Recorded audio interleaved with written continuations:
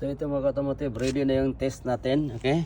So ready na siya. Isa-isahin natin pag-test yung injectors. Dito nakakonek na sa ano natin, sa tangke ng throttle body carburetor. So kailangan naka-sealed siya dyan. Yan, gawan nyo siya ng paraan. So yan, nilagyan ko ng ano dyan, super glue, para once i-press mo yan, ano siya, may pressure at saka hindi siya lalabas. Okay? So yung pressure niya is dadaloy siya dito sa rail, and then once nag-open yung ano natin, yung injectors, tapos may kuryente na ano, live wire na ano naka-connect. So bubuga na yan mga automotive, makikita na natin. Yan, para magkaroon siya ng pressure. Yan, so ilang bomba lang, may pressure na yan sa ilalim. Okay, tapos i-testing na natin, pindutin natin to. So hayaan, yan, naka-connect na yung test probe natin. So ito po yung direct tayo sa battery. Yan, ito yung wire na gagamitin natin, yung test probe. So pag may ganito kayo mga automotive, okay, para madali nyo lang silang connect yung line ng kuryente galing sa battery. Okay, so ito po yung test probe natin. So ngayon lagyan siya natin ng lagyan natin ng alligator clip.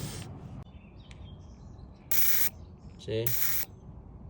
Ganyan pag-check mga automotive ng ano nyo. See, once may hangin siya, dapat malakas yan. Okay? So i-check na natin yung ibang injectors. So nakita nyo mga automotive kung paano siya testing ng easy lang mga automotive. So kayang-kaya niya siyang gawin. Yan. So testing na naman yung iba. So titingnan yung nozzle na pangalawa. Tingnan natin kung may dumi siya. Tingnan natin. So wala, medyo okay siya. Yan, ganyan kalakas oh.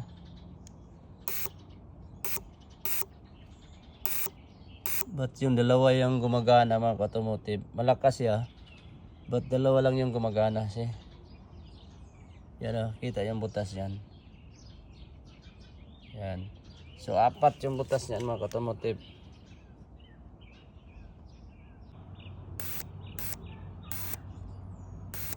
Yan, kita-kita niya lakas.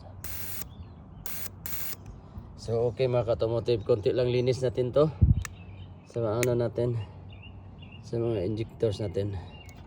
Last one, last na testing. So ito na yung pang-apat na testing mga automotive sa injectors. Okay, so tingnan nyo yan, tatlo. Medyo okay na yan siya.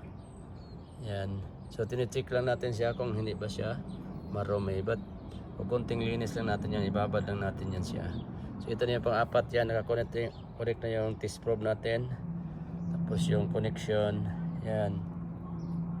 So tingnan nyo yung buga niya. So pindutin na natin. Yan mga automotive. Kasi ang lakas oh.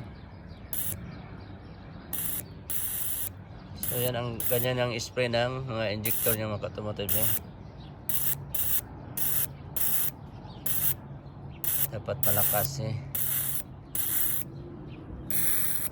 So ganun yan mga automotive, pinapakita natin sa inyo kung paano. So yun lang ang mga gamit natin sa pagtesting ng injectors. So maraming salamat sa panonood. So don't forget pag-follow sa natin, FB profile. Thank you so much and have a good day.